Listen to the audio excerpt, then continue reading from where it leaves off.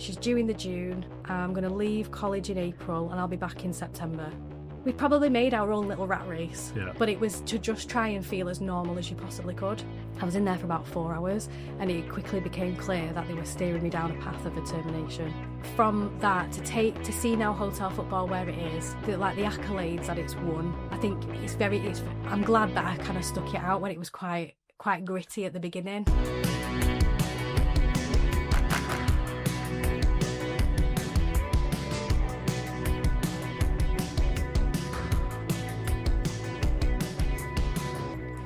From Ministry of Work, welcome to Greater Manchester's Greatest Minds, the show about Greater Manchester's pioneers, entrepreneurs and visionaries, and the stories that brought their ideas to life. I'm Eddie Whittingham, and on today's show we chat with Jessica Southworth, Director of Sales and Marketing at Hotel Football and a standout force in Manchester's hospitality scene. Over nearly a decade at Hotel Football, Jess has become a true ambassador for the brand, driven by a passion for unforgettable guest experiences and a deep-rooted love for the industry. But her impact doesn't just stop at checkout.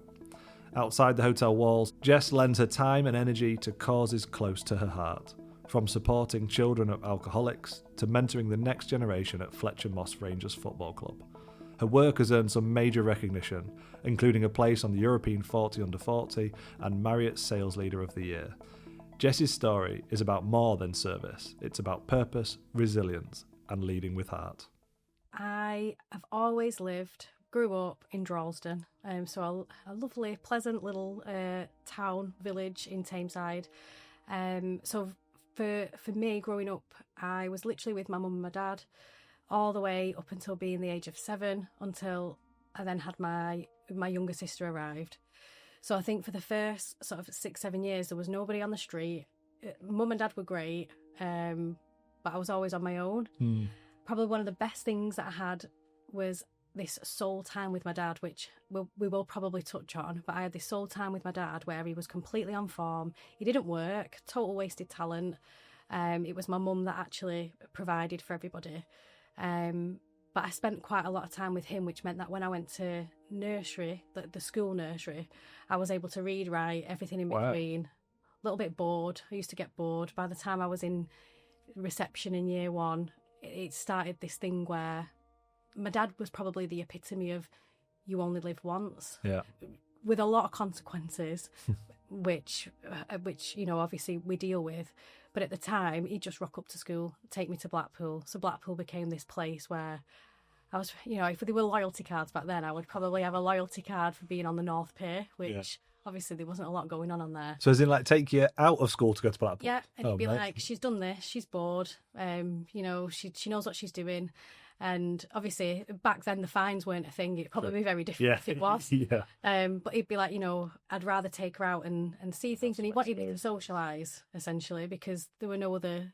school was definitely a social for me because I had the sort of the knowledge. But yeah, because I didn't have the other children around me, I think I used to treat school as a bit of I've done my work now, I want to play in the play corner or whatever, and then they'd give me more work. And I'd be like, something's up here. So there was a point where I used to spend quite a bit of time on day trips.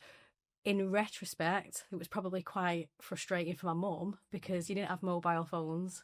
So she's like, where are they? Yeah, in later years, she's like, it was great for you.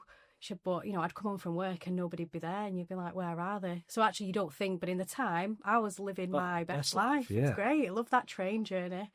So growing up was lovely. And then when my sister arrived probably at a point where I was like 7 years old.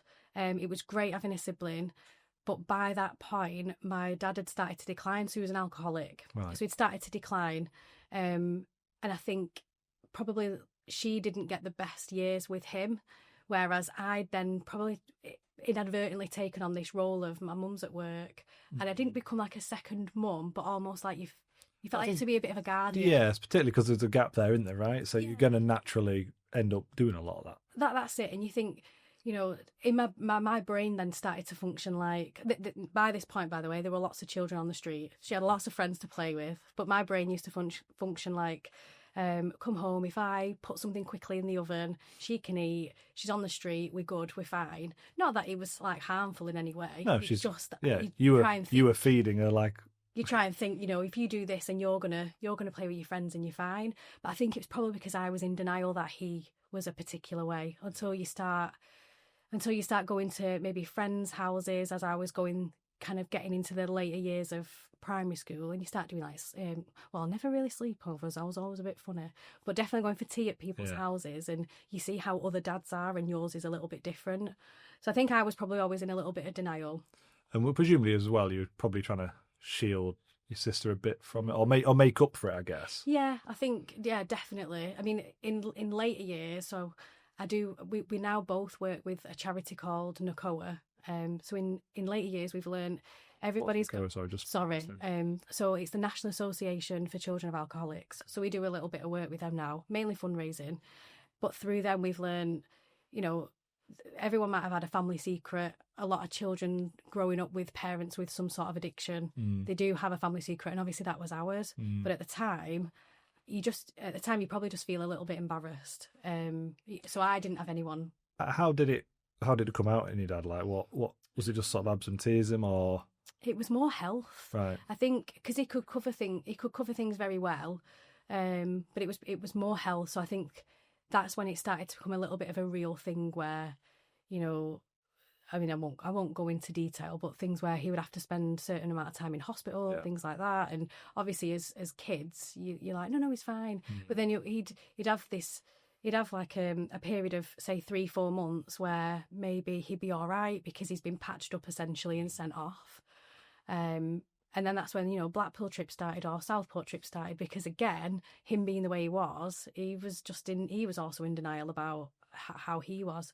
So we were getting the adventures again. So it was fine. So my sister got an element of it, but probably just he was a little bit different in a person. So yeah, I mean, overall, like my mum's from, our family is Italian and Ukrainian on my mum's side. So, during the week you dealt with what you dealt with, but then Saturday, Sunday was with my nana and Guido up at their house, and it was all food and family, and you kind of forgot that. My dad included, we'd be involved in that and it'd be fine. And then you just go back to, and then you think back, did you know what, my mum, like her parents didn't even realise that she was dealing with, they love my dad, and like they didn't even realise what she was dealing with. But yeah, I think obviously things like that, they shape you, don't they? Of course they do. They shape you in a particular way. My sister is very much, she wants to help everybody, but she's also quite stern and quite cold at the same time. We describe each other as she's a Rolo, I'm the flake. I'm like the man outside the car wash that wakes about like this. Like, that's me. Yeah. I'm a bit like, oh.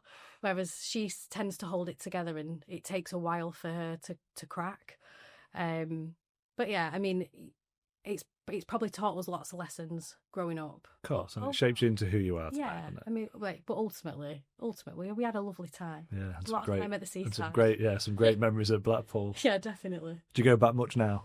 Do you know what? So we do. We've not. The next time we'll visit now will be shortly, because we've actually just, my sister surprised me on my dad's birthday, because he passed away sadly in 2023. So his birthday was at the end of May. So she surprised me with a plaque, and we've put it on the North Pier. Cute, yeah. So we're going to go back and see that.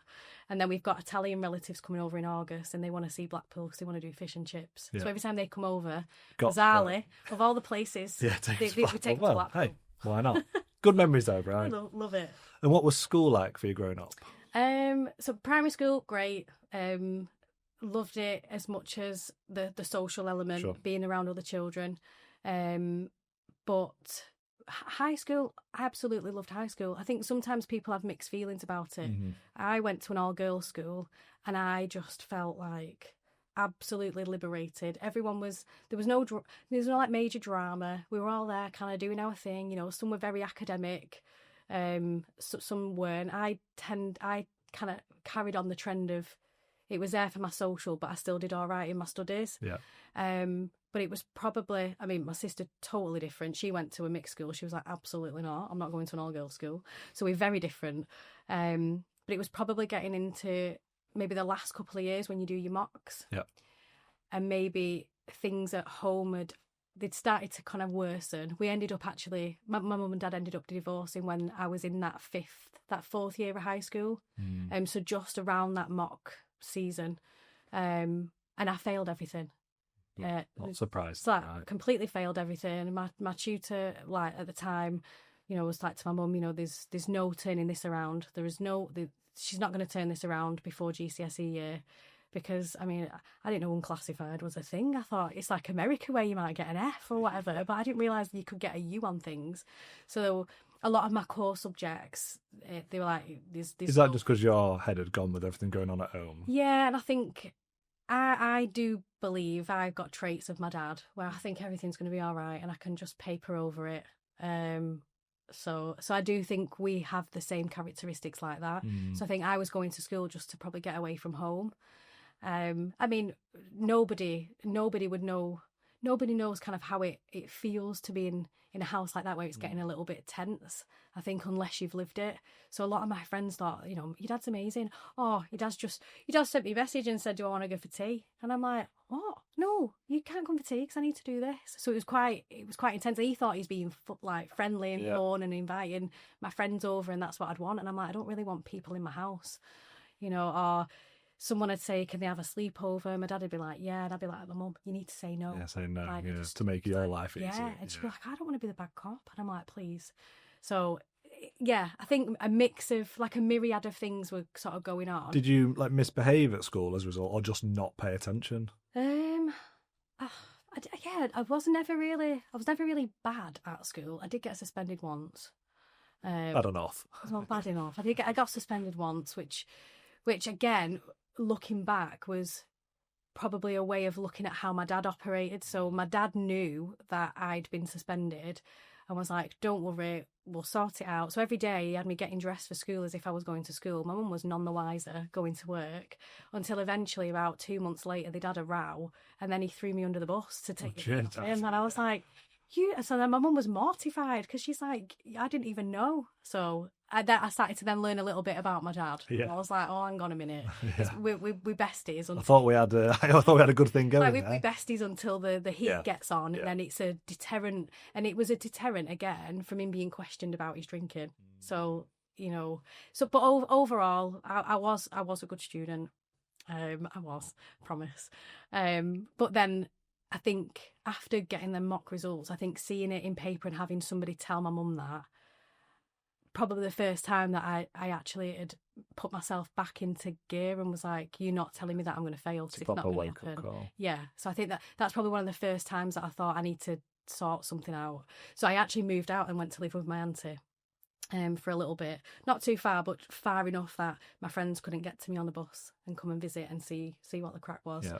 In the end, I did leave school with all my GCSEs A star to C. Did all right. Got some of my highest grades in subjects that I didn't even think was possible. So I don't know what I did in that year, but it was literally like head down and sort it out. And prove someone wrong as well. Prove someone wrong. Good driver. Be like, yes, probably stubborn teenager, but now we call it resilience. Yeah. So I did leave school all right until I'd actually been seeing someone from, which this is ridiculous now. I went to an all girls school, but I'd been seeing someone, and I actually went on holiday. The first time we'd ever got on a plane was after my mum and dad had separated, and we went away to Crete. So we were on a family holiday. I'd walked to the phone box with my phone card, got my results. He'd gone to school for me and got my results. So he was a year older.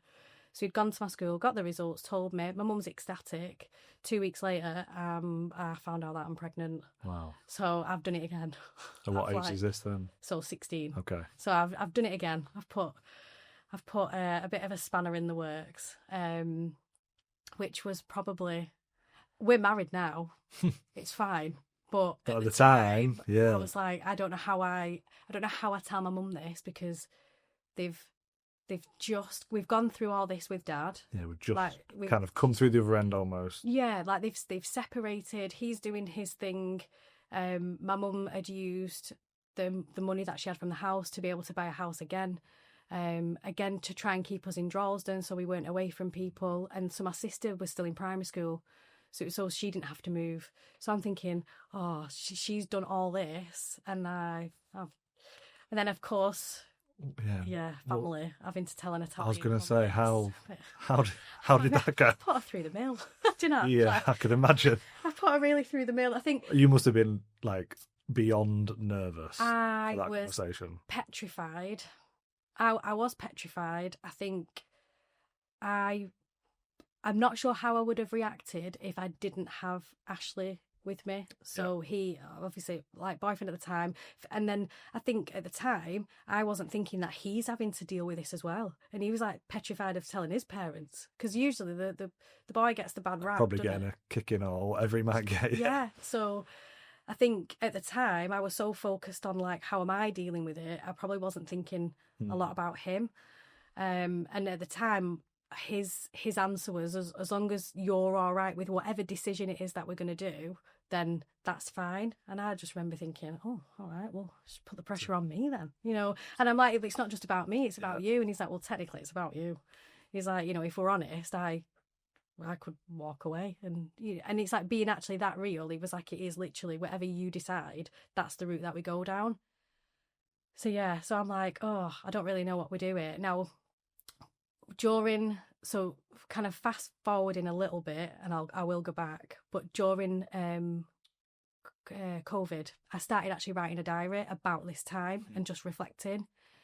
I'd kept one at the time briefly, but then I'd gone back and sort of added to it, because I remember at the time when we'd gone to find out, I don't even know what prompted it, to be honest, but when we'd gone to find out, we were told to go to an advisory centre to talk about our options. Yeah. So me in my head, very naive, we go to this place and he's not allowed in the building. And I was a bit like, well, I don't why? Because this is like, there's two of us here. And he's like, we're here to talk about our options. And they were like, no, you can't, like, you'll intimidate other people that are in here. It's just female only. And he was like, well, that's not right, because if it's a decision, then surely it's the two of us. Anyway, he was like, I'll wait outside. I was in there for about 4 hours, and it quickly became clear that they were steering me down a path of a termination, which everyone can do what they want to do. But I was like, this is really one-sided. Yeah. Like, and it was because of my age. So were you acutely aware of that at that, like then and there, or? In the beginning, I was sort of going through the motions. I'd had to see a couple of different people in this centre. One of them very friendly, just wanted to know a little bit about background. Fine. The second person that I saw started to ask me questions about my family network, financial situation, etc., etc. And I remember thinking, they're putting words in my mouth. I've not said that. Like, that's not what I've said. Anyway, the final person I saw was actually a doctor, and it was only after a conversation with him and him giving me a piece of paper with a signature on it that a light bulb kind of sort of went off, and I just got a B in my religious studies exams, right? You know, so it's very fresh. And I don't know why, but this light bulb went off, and I was like, is this a signature for a termination? And he was just looking at me and he was like, yeah, you'll get your date at reception. And I was like, but I need 2 signatures, because we're talking now 20 years ago. There had to be a legitimate reason to do it. Yeah. And I just had this on my exams. We'd studied it in the final year of school. And I was like, but I need 2. And he's like, you'll get the second you'll get the second on the day. I was like, well, that don't make any sense to me. Anyway, I came out. Ashley was not sat outside waiting for me. 4 hours? I'm not surprised. Yeah, he was like, he's at McDonald's. He's like, I just went for a walk. He actually did. He did do McDonald's. He's like, I've just gone for a walk.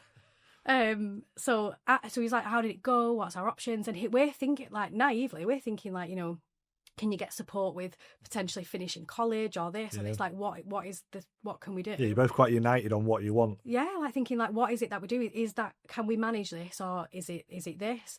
And I was like, well, I've just got a date to go to a centre. And he was like, so is that what we're doing then? And I'm like, well, no. And he's like, so why have you got a date? And I'm like, no, I've just been given a date. And it was very like, obviously it's 2 kids bickering now about a massive decision. Yeah. But that's like kind of what it felt like. But interesting that you know, he had the confidence at that age to even sort of challenge you about it. Yeah. So he could have been like, oh, that must be a decision, so I'll shut up about it and let her do that. Yeah, like, and obviously that could have had repercussions for him. Yeah. You know, maybe not just maybe would we still be together, but like mentally for him as well, because that was a decision he could have just let go, like you say. But the bizarre thing, and I'm very much, I do believe things and situations happen for a particular reason. Contrary to being a teen mum, etc., I do believe in God. I have been brought up as Christian, etc. So I do believe that things happen. That date on there was my mum's birthday. And I was like, there is no way I can go on my mum's birthday, stay overnight, be prepared to stay overnight. I was like, how am I explaining that? She'd think I was trying to stay at his house. Like, that's what she'd think. And that'd be like, absolutely not. So I just remember thinking, like, that date, that there's a date. The date's there for a reason. And I knew that I had, up until that date, to just break the news to her. So I think I had about 3 weeks to break the news. 3 weeks. But I was like, there is no way. And I just remember thinking, I can't, because of the way my mum is, the way my family are, I was like, there is no way I could fast forward kind of 20 years or whatever and sit and have a conversation and be like, I did that when I was 16. Because I thought she'd be mortified that she felt that that was the only option. Yeah. So you knew you had to talk about it. Yeah. But I fluffed that up. Yeah, it's like, you know, I might work in sales now, but I do this very well, let me tell you. Good, it's got to be the hardest sales pitch of your life, that one, hasn't it? So I absolutely fluffed it because I think we'd left it a couple of days because I knew once I told her that was it, you know, not game over, but the decision's made. Yeah, there was no going back. So I knew once I opened my mouth, that'd be it. And obviously I knew I was about to throw a massive spanner, like within not just her but then family. And then in the back of my head I'm like, my dad's an alcoholic, I'm going to tip him over the edge. It's like he's still battling with what he's doing. He was living with my grandparents then at the time, after disappearing for 6 months and managing to spend his half of the house money on just being a people pleaser and buying people drinks. So a lot of people had a really good time. Anyway, I remember Ashley specifically saying to me, do not tell your mum without me. Like, just don't. And I remember thinking, well, that's a bit brave because she'll literally want to punch you. Like, so it was like, do not tell her without me. And I was like, yeah. And he's like, no, promise me. So he came for tea as normal. I bet you were both a bit clammy hands. My mum knew there was something up with me straight away because she knew we were different. And I think I remember he hoovered or something, or mopped, and she was a bit like, well, hang on a minute. Ashley had OCD for years, but even that was like a bit of a shocker. So she was like, she knew there was something. And I remember him going, and I sat down, having a little bit of having a cup of tea, whatever. And then she's like, "Are you all right?" And I'm like, "Yeah, why?" And she's like, "No." She said, "You just seem a little bit off." She said, "Is everything all right with Ash? Like, is Ash all right?" And I was like, "Yeah." I was like, "Ash is fine. Like, what's wrong with Ash?" And she's like, "Nothing." She said, "You just, just a bit off."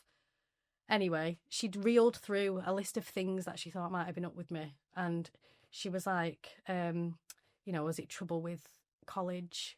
I'd enrolled myself on the wrong course. Okay. Right. So I was supposed to enroll myself on a particular IT course. My logic was I got A in IT. Yeah. So that was the one to go with. So I'd enrolled myself on a course that was probably, I think, too high for me at the time. So it was too high level. So I was doubting whether to leave college. But obviously when I realised I was pregnant, I was like, well, I can't hit her with both. So I can't tell her that and that. I'm going to have to stick with one. So this is after, like, I can be quite impulsive like my dad. So this is after we're having to have a conversation with an army contact because I'd signed myself up for the army to do IT. Then when I realised I might have to actually be in the army, I was like, oh, I can't do that. So she's got me out of some little pickles, right? So she's reeling off this list of things that I might possibly have done. And she's like, are you pregnant? And I went, no. And then in my head, I'm going like, that's your chance. Retreat. Yes. Like, what have you done? Why have you just said no? What's wrong with you? And I was like, I'm not pregnant. I was like, we're having a baby. And then she, to this day, we literally had the conversation last night. And to this day, she's like, that sentence alone, that's what made me want to punch you. Because she was so cocky, like so sure of it, as if everything was fine. You're like, no, we're having a baby, as if it's just natural. You know, you're like 25, married, all is good. She was like, not 16 and sat on my settee of a house that I've just had to absolutely graft for. She said it was that sentence. It wasn't the situation, it was that. And I was like, oh, okay. And how did she actually react in that moment? Do you know, it was probably one of the saddest things I remember thinking, because she was just very plain-faced, probably very shocked because she didn't. Obviously, I've just said no, and then I've retracted it. So very, very plain-faced, just quiet. And I think, especially as a teenager, you want them to shout at you. You know, I mean, my kids are the same. Ashley's bark is worse than his bite. I don't do it very often, but when I do, they're a little bit like, yes, she's done it, because I can be a bit like my mum was in that situation. So she was very quiet. She didn't really know how to respond, and I think for her, she was probably not more concerned, but she was worried. It's like she was worried for me and what that meant, but then having to tell her family. So it's like her family are all Ukrainian Orthodox and Italian as well. So it's like a big community of a big set of values, which we all have, but obviously I've just absolutely gone off the rails, it would seem. So I did feel for her at the time. Now, for the first 6 months, she was very cold, and she'll admit that now, because she didn't really know how to process it. Yeah, which I get, and as an adult now, I think I get it. At the time, I was like, "What's wrong with her? You know, like, why are you being like that? Like, I want to talk to you." But I think, I mean, after I told her, I was like, right, and a teenager, I just go upstairs, I'm like, shut my door because it's going to be fine. Yeah. And then I rang Ash, and I was like, I've told her. And he was like, what have you done that for? He was like, we're supposed to do it together. He was like, she's going to think I'm this now. Da, da, da, da, da. And I was like, no, it's fine. I think we're fine. You know, and you're like, we're not fine. Yeah. It's definitely not fine. I was like, I think we're fine. It's all right. It's fine. He's like, right, okay. Yeah, pop round for your tea. It'll be absolutely... Well, he did. And I was like, maybe just stay away for a few days or whatever. You know, let it settle. And the next day he came as normal. And I just thought, oh my gosh, like fair play to him. Yeah. But I was like, oh my gosh. And my sister answered the door and she's like, Ashley. She was only like 8 at the time, or 9. She's like, Ashley. Da, da, da, da, da. My mum, I've never seen my mum move so fast, right? And she literally comes to the door and she's like, I want a word with you. And for her, so my sentence was we're having a baby. For him, it was Anna, do you want to wait till George has gone to bed and then we'll talk? She was like, I wanted to punch him. So they're the 2 sentences that we gave her, where she was like, do you know what? 1, I was annoyed, but 2, I was like, they're all right. They've got this in whatever capacity it's going to be. And I mean, after that, it was a lot of repair mode. Yeah. And I think you do that, especially then when we told wider family, etc. He had his parents to tell. Did it feel sad for you that people weren't excited by it? Or were you equally just as scared? You're not gonna sacrifice your studies. It. I was like, we're gonna figure it out and we're gonna finish it off. So I think we probably, both me and Ash, we just went into a bit of a like focus mode, head down. So we spent the first 2 years literally doing that. So I'd managed to. I was coaxed quite a lot. Do I want a flat? Do I want this? Do I want this? Which annoyed me. So going back to the diary that I wrote, that's in there, because I think at the time it was seen as that was the option. So go and put her in a nice flat with the child, and then we'll just cover it up and mask it up, and she can claim whatever, and then that's it. And I was like, I don't want a grant for that. I want a grant maybe to be able to help with nursery so I can do college. And it just felt a bit backwards. Yeah, because it is though, isn't it? Yeah, it just felt a bit. People up to fail rather than to succeed. Yeah, so that went in my little diary. Maybe I might publish that one day. I don't know, but that went in there because it just felt all wrong.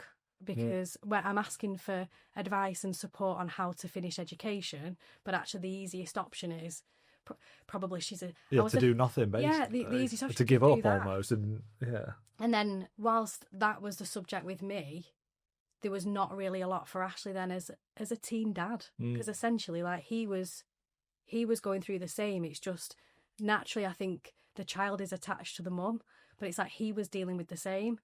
So I had it all mapped out until I did leave college. And I did leave college in the first year, so it was a 3-year course. Obviously, I'd have loved to have left it, but, I'd have loved to have changed what I was doing. Because you're on the wrong course. I was on the wrong one. It was a lot, binary and stuff like that. Not for me. Okay. Computer programming, I don't know what I was thinking. You got an A, you're gonna be good at it, yeah. That's it, that was my logic. But yeah, so I'd done the first year, left in the Easter, had Saffron in the June, because she was originally meant to be born in the May on my dad's birthday. Again, bizarre, peculiar.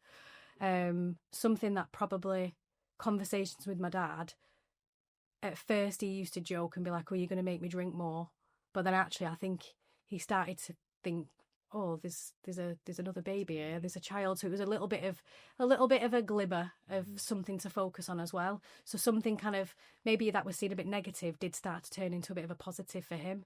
So I had her in the June. She born again, 666. That was when she was born.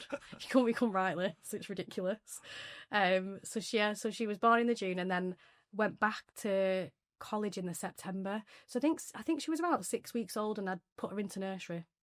So I'd managed to get a grant. It was something at the time that was really good for under 24s. And as long as I was signed in and present at college, they supported nursery fees. If I decided to not go in, I paid for that day. So the incentive was I had to do it. So when I went back on that second year, I remember arriving on day one, a little bit apprehensive because my course mates were mainly male. And had a lot to say about having a pregnant girl on the course in year 1, which was quite hard. So going back in year 2, I was a little bit nervous, and then I should have been, because my pass didn't work anymore. I had to go to the student centre to go and get it redone. Why? They couldn't see that I was enrolled, and they didn't think I'd come back. So just didn't bother. Yeah, that's it. So when I eventually got up to where our studio was, the lady at the time was the leader, and she was like, "Oh, I didn't think I'd see you back." And I'm like, that was the first time I was like, "You're a woman. It's the wrong daughter. Presumption, isn't it?" Yeah, it's like, you're a woman. You've got a daughter. If your daughter was in this situation, would you have expected her to just give up as well? So that annoyed me. So again, similar to failing all my exams, I was a bit like, well, I'm gonna make sure now that I get my head down, and I'm gonna make sure I pass this course and do the other 2 years, even though I didn't particularly want to be there.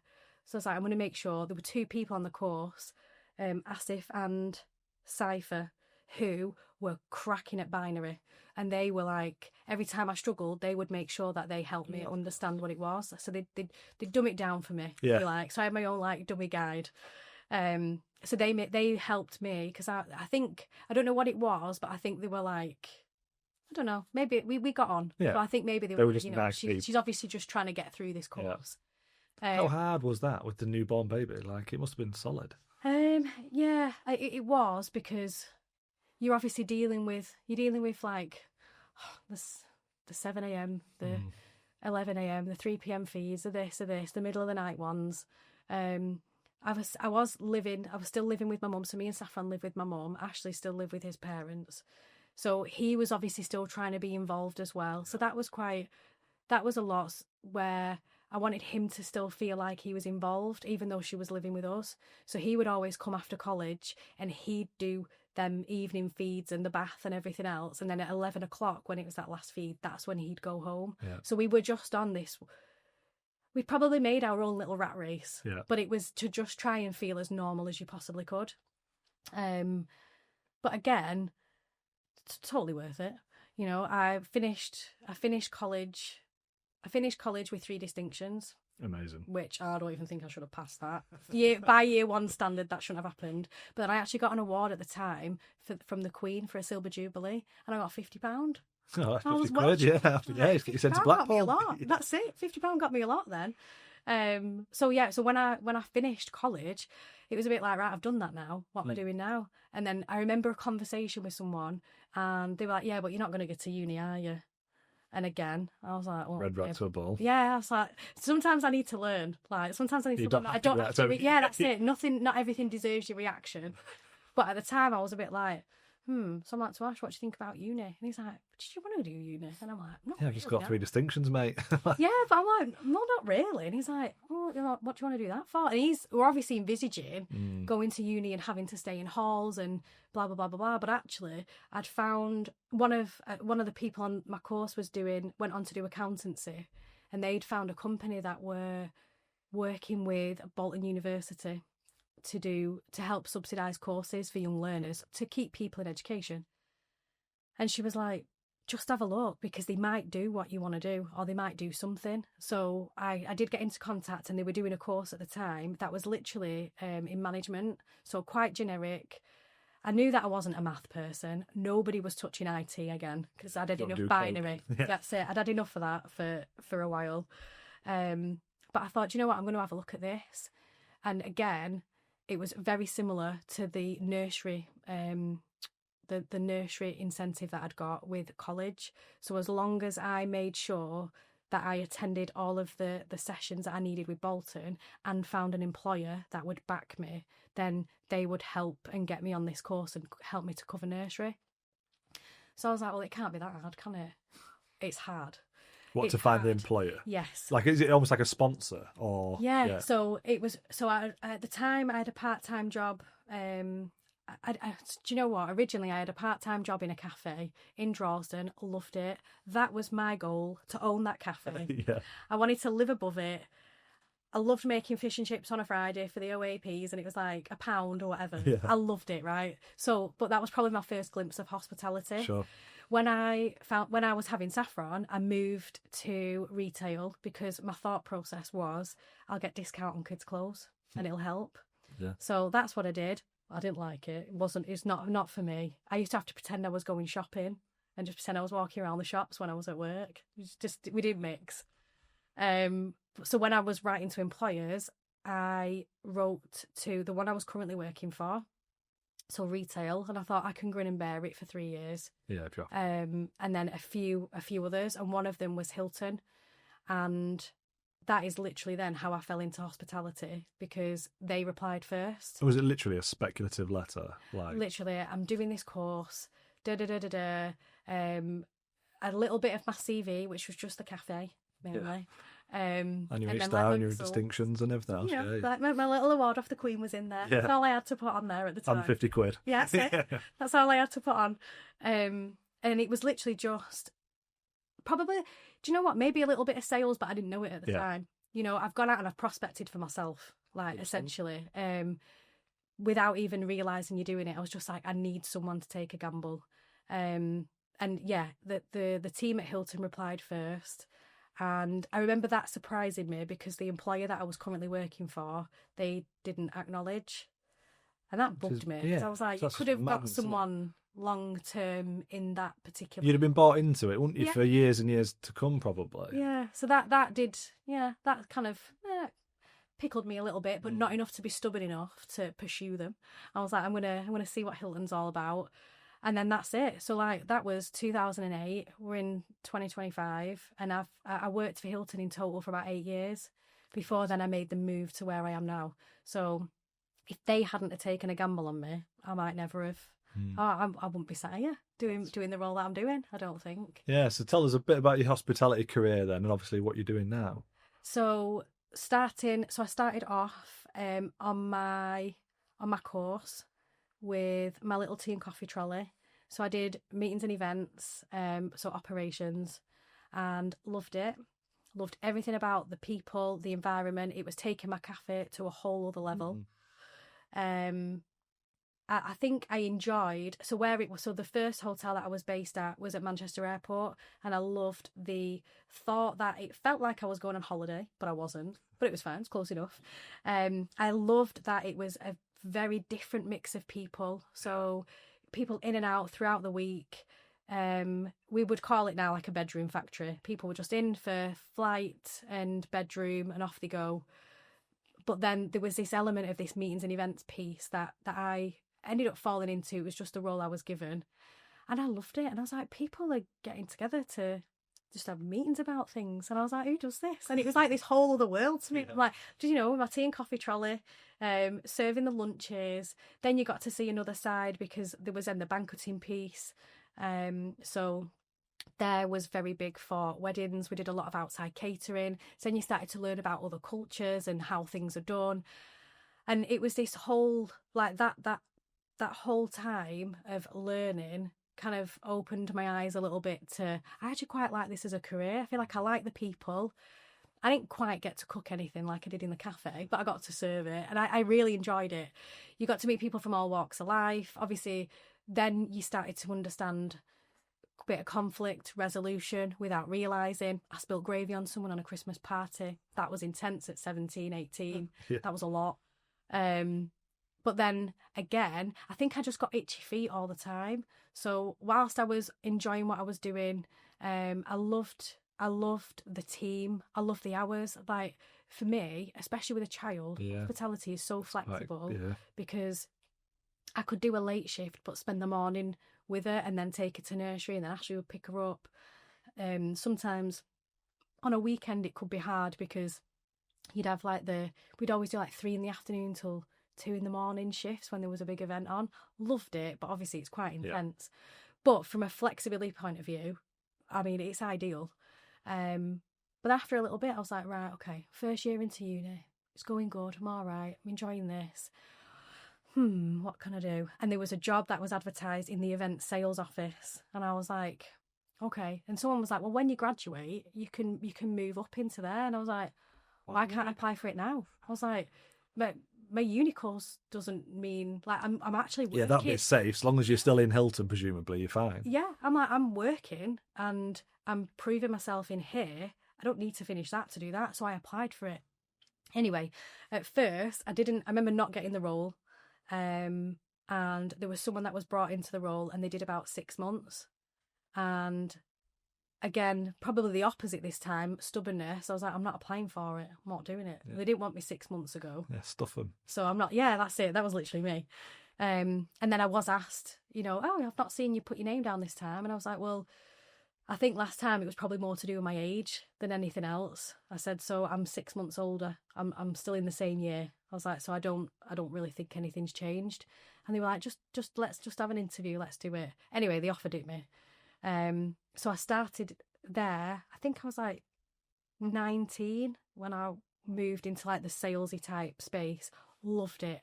Oh my gosh, getting on the phone when they ask for the business. I'm like, I'm asking for the business. This is great. People are booking meetings with me. I feel like there was a bit of a thrill. Probably I don't know, not maybe the typical sales that we see with certain products, but I think because you're selling an experience or someone's wedding and you're trying to paint a picture, I absolutely loved it. There's a good story to tell, and I really enjoyed it. And a lot of the training, Hilton are great for the training that they do. You'd get to travel wherever because they would do a training session and it might be in Amsterdam. So I'd be like, I'm going to Amsterdam and I'm only going to sit in a meeting room for 4 or 5 hours in that day, but I've gone to Amsterdam. This is great. So it's as a younger person, I thrived off it. Loved it. So I did that for a little bit, and then by the time I graduated, I was actually head of department for the event sales team. So, which is wild, really, when you think about it. Which is crazy. I was 21, the youngest head of department in the hotel. Absolutely, that shouldn't have happened because I should never have even tried to have the audacity to apply for the sales role. But yeah, I think that coupled with during my time there, I'd moved into that office and there was a lady that joined from another hotel on secondment, and again, just having that person that believed in you, she'd be like, right, kiddo, come on. So if you mentor, really? Yeah, the best that I needed at that age. She's like, right, kiddo, come on. I know about this.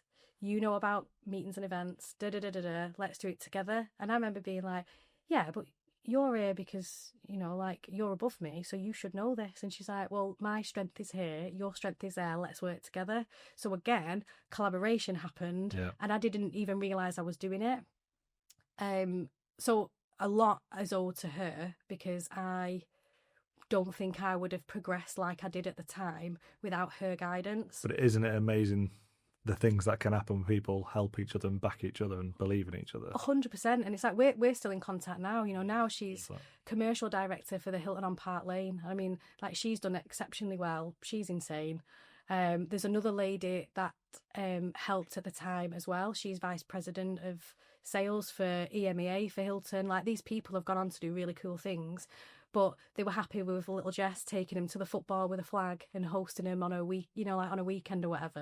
And like, they didn't have to entertain me. They could have just carried on being, you know, just being as they were. They didn't need to entertain kind of a 20-year-old or whatever at the time. But what do you think they saw in you to make them want to? Probably, it is probably that drive, that bit of determination. Like, what else can we do? Like, you know, like just clipping at their heels a little bit. Like, I want to do that. Hang on, tell me about that. And a lot of it was probably stemmed from myself growing up, but then seeing these guys do it. Yeah. And it's like, it is who you're around, isn't it? So yeah. I was around some really good people. I mean, the first general manager that I had, I remember when he always had this book in his office, and every time I went in, he'd quickly put it away because I can see this book and I want to read this book. And it was called 100 Days in the Life of a Super Boss. And it was always on his desk. He had it like earmarked and post-it notes in there and everything.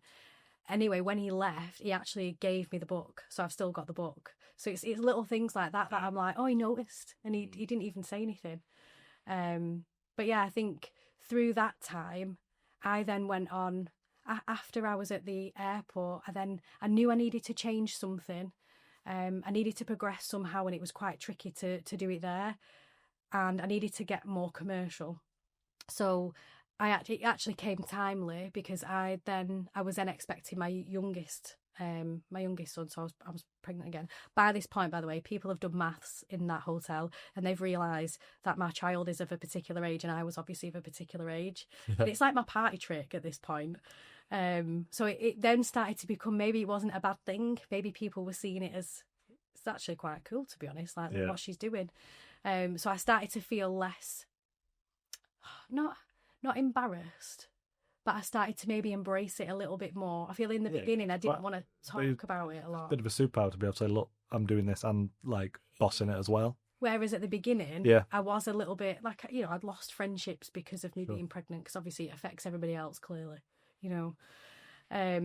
So I left that particular hotel, went to another one in Manchester city centre. Again, had a great general manager who really obviously he believed in me, because he was actually really gutted that I only did 7 months and then I left. But in that hotel there were contacts that were made that I didn't know at the time would come back to benefit me in the future.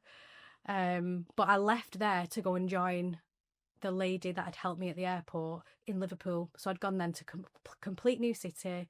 I was then one of the youngest. The role now would be a commercial director role, but at the time the structure was different. So I was actually the youngest at the time that the property had. And again, big gamble for her, because she's like trying to, you know, she's convinced the general manager there and the owners like no, this person's got it. And it's a bit like, oh, okay, she's like 23, 24. Has she got it? Like, does she really know what she's doing? But I had the best time there. I learned a whole different side to hospitality, because we were now in the city centre. We weren't at the airport. It was very much, it was chaotic. You had everything from football team stays to, you know, VIPs that were playing at the arena. The hotel had a big name. It was a good staple in Liverpool one at the time, so there was a lot of eyes on it. So I'd gone from something, you know, relatively not quiet, but quiet in a different way, to something that all of a sudden you're like, oh my gosh, if I mess anything up, like, it's a bit of a big deal. But I think that helped, because it helped me see a different side. It helped me see a different side to the way business works. I then started to get more involved in like budgeting, being responsible for my numbers, whereas before it was a little bit different. So that helped me to grow like another piece of the puzzle, if you like, until my mentor left and went to the Hilton in Glasgow, and I was mortified. Bit of a trek, that one, innit? Yeah, I was absolutely mortified. And she's like, it's all right. She's like, you know, when something comes up, you know, we'll do this. And I'm like, oh my gosh, Liverpool was one thing. Like, I don't think I'll get away with this one. So I stayed for a little bit longer until it then came to a point where I probably needed to change what I was doing. It was quite strenuous doing the big commute, especially with nursery runs. I mean, the amount of times my kids would end up doing, food safety hygiene with the nursery nurses because I'm an hour late because the M62 is not forgiving at all when you need to get somewhere. So I thought I need to move, and then we'd done when I'd gone to the city centre hotel in Manchester. One of the contacts that I'd made there actually was the opening general manager of Hotel Football. So I didn't realise at the time he was general manager at the Doubletree, and he would always be in the hotel where I was. So I was at the Thistle. So he'd always be in the hotel there, and I'd made that contact. And it was only then, however many years later, that this hotel's opening. And he's like, do you like, what do you think? And I was like... And did you really know about what it was going to be at that stage? Because obviously it's turned into a pretty iconic part of Manchester, really, hasn't it? But you probably didn't... Did you know that at the time, really? Or was it kind of like, oh, it's a new hotel, cool? Well, so at the time, I remember my general manager in Liverpool, again, loved him, great mentor, learnt a lot, very traditional general manager, which I think now sometimes people can be a little bit of afraid of because he could be deemed as controversial, but I learnt a lot of my best lessons with him and I would never change it. Love him to bits. But I remember him being like, he threw like the Echo on the table one day and he's like, oh yeah, you're going to do that, aren't you? And I was like, what is it? And he was like, Hotel Football. He was like, ex-United players, opening a hotel, blah, blah, blah, blah. He was like, it's got your name on it, that, isn't it? And I was like, no, I'd never leave Hilton. I'm pregnant. Yeah, literally. It's like, no, I'd never leave Hilton. I was like, no. I was like, no, I don't think so. Da, da, da. And obviously, as it starts to unfold and unravel, it starts becoming really interesting. And in my head, I'm like, do you know what? Hilton's great, loved it. Quite a different proposition though, right? Exactly. And I'm like, you've done airport, you've done a different city, you've tried a different city. You've done established brand. That's it. We've done this. And I'm thinking, do you know what? I quite like the idea of this. So at the time, the roles that were available weren't quite the right fit. But I thought I'm just going to bide my time. But then at the same time, I needed to be closer to home. So I needed to move from Liverpool, but they weren't quite ready for me yet. So I did go to like a pay-per-minute concept and set up the meetings and events piece there. So I went there for about 8-9 months just to sort of tide me over until then it was like, right, there's a senior sales position. Do you want it? Blah, blah, blah. Went for an interview. And again, somebody taking a gamble on you because the director of sales at the time, she was not convinced because this opening GM has just given her a bit of a on CV. a whim. I think said, she'll be good, yeah. Exactly. So she had a lot of trust in him to actually see me. And we'd had conversations about it later where she was like, I actually wasn't really sure. I thought, well, it didn't help that I turned up in a Christmas jumper because I couldn't tell the current employer what I was doing just in case. So that obviously didn't really help. Like, I didn't have the foresight to think, maybe change it. Yeah, just take the jumper off. Yeah. Have a blouse underneath. That's it. I turned up, it lit up and everything. It was great. Oh, well, brilliant. So we had conversations after that where she was like, I was a little bit like unsure. But then I suppose then the rest is sort of history, if you like, because I've been there now nearly 10 years. Wow. So something that I think I feel very protective of it. So I think in the beginning it was a bit like, ex-football, they're doing a hotel, what do they know about hospitality? Or they're just doing it to, say in the press or do this or do this. And there was a lot of like skepticism about it. But I do remember thinking the general manager there, Stuart, who came and opened it, I remember thinking he's taken a gamble as well. So he obviously sees something. I mean, this person's got a wealth of experience within brand. He did a lot with Radisson. He's done stuff overseas. Like, he lived in Qatar for so long. I'm like, he obviously sees something as well. Exactly. So I thought, do you know what? Again, very trusting, but, you follow the people that you believe have got the vision. So I went, I've joined, loved it. And he then took a different role and we got a new general manager in. Well, I was mortified. I'm like, I've come here because you're supposed to be here. But obviously he'd levelled up by that point. So he became, he's our COO now. So for the group. And since then, along the way, I think it became very much going from being in a big brand, I think that's when I started to learn the real grit about sales and storytelling, advocating for something that you believe in. Because going from a big brand to independent, that was really hard. And it's like, I'd travel up and down. Oh, gosh. Character building, thrown it at the deep end, all of this stuff that you don't even consider until you've got to make it work. And I just remember driving around in my car with chocolate footballs and, you know, knocking on doors of potential clients. And someone that I really admire, actually, and he has been on the podcast, is Jack Frimston. Yeah. It's like, sometimes you just pick up the phone, just speak to it. You're not going to get anywhere if you're not going to put yourself out there. And I think that's the stuff that he does, I love, because I probably needed him 10 years ago when I was first starting out. I probably needed him to do what he's doing now back then. But a lot of knowledge and probably a lot of confidence that I got was from a group called Valuetainment. So there's a guy called Patrick Bet-David. He is a serial entrepreneur based in America. And at the time, I was learning sales through his YouTube videos before he was even really like a thing. So he helped me a lot with, you know, repetition, have a bit of audacity, you know, you need to follow up, you need to do this. And I was like learning off of YouTube. Like, I don't know, it was weird because it was just not the thing that you did.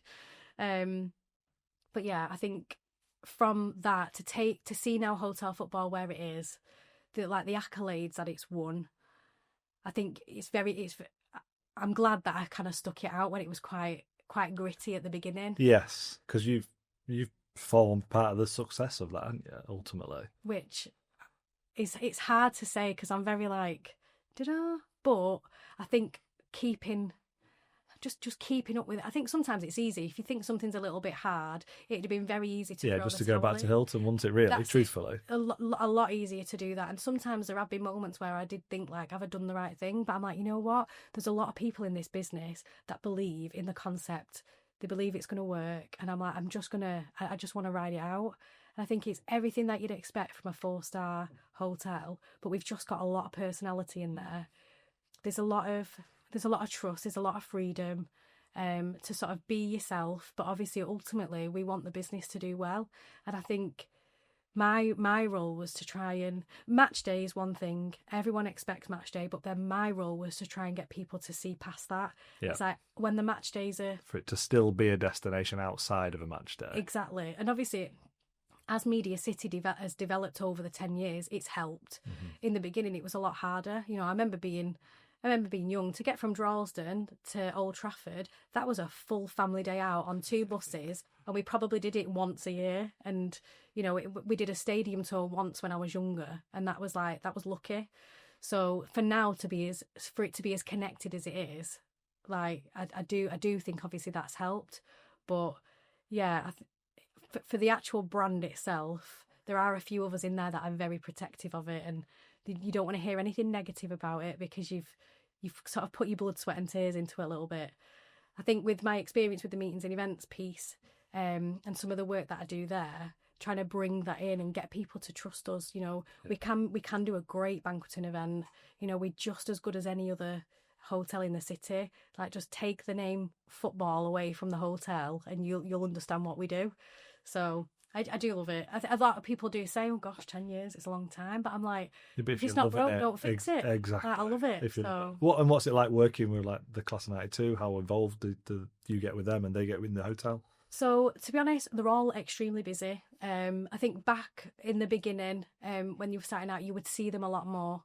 And then with the arrival of the work with Salford City Football Club, and then we've got the university, so UA 92, and then Stock Exchange as well in the city centre. So I think with the arrival of the other businesses and other projects that the other guys do, obviously it's harder to see them, but I probably get to see Gary the most.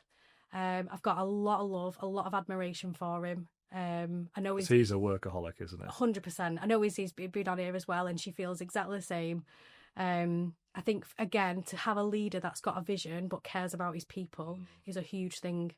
A massive test to that was during COVID, because obviously a very, very tense time for everybody. But you can imagine being in hospitality, we got kind of, we had a really bad time, a really hard time, because naturally it's where people meet, people are together. You couldn't do that.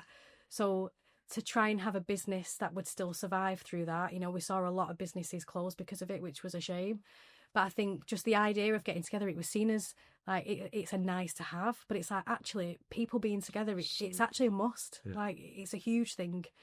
So through that time, we opened the hotels to the NHS. So it was great because any of our team members that didn't want to be at home, they could help look after the NHS guys. So they still got that social element. Some people that struggled with rent, things like that, they were asked to move into the hotel. If you can get out of your contract, do it and come and move in and like be looked after for a little bit. We all got fully paid. We all got told repeatedly not to worry, we were going to be all right. And it's like to watch other colleagues and friends in other hotels either lose their jobs, have a ridiculous pay cut, because before furlough was in, it was a lot. So to watch people going through this and me think, meanwhile, your management teams... Yeah, we're all right. Like the whole hotel, even if you were a casual member of the team, you got to everyone earn the 6 weeks. They took into account the 6 weeks before we went into lockdown, and whatever that salary was, that's what the casual team members got. These are people on 0-hour contracts, which they have never expected to have that consecutively throughout that. That's amazing leadership. And I'm like, they didn't need to do that. No, nobody needed to do that. But then when you think now, to have a team like ours where our retention is so high, a loyal team. I think only since 2020, only 2 heads of department have left. Everybody else has been in there excess of 6 years. So that's a massive testament to the hotel. I think during last year, we actually won runner-up with the Cates, which is a huge industry award for best employer because of this type of stuff. Because hospitality is notorious for turnover, but somehow we've managed to get it right. And it stemmed from above, isn't it? So I love that. And now you're obviously the director of sales and marketing. Yes. And what's next for you? So at the minute I'm very happy with what I'm doing. Obviously, I would love to see other projects within our business unfold. So at the minute, there's the huge project that Gary's working on with St. Michael's, and that'll bring the W into Manchester, which will be the first global 5-star. So who knows what that might bring. But then at the same time, hotel football is a great concept, and I will hang my hat on seeing that rolled out. And as much as maybe sometimes it could be a detriment shoehorning yourself into something, I think when you believe in it, it doesn't matter. So I'm very zen. I do get asked a lot like, oh, you've been in your role for a little bit now, do you not want to move on? But I'm very zen with what I'm doing. I'm very happy with what we've built. So I think at the moment I'm just waiting to see. I'm just lurking just to see what might come, because I don't think I could see myself in another hotel. I think if I wanted to move on and do something, I don't think I could put this into something else. I think it'd have to be something completely wild. Which is why I then take my time to dip out in other projects outside of my day job, because that keeps your brain ticking differently. Yeah. But yeah, I couldn't see myself at another hotel. It would not compare. That was Jessica Southworth, Director of Sales and Marketing at Hotel Football.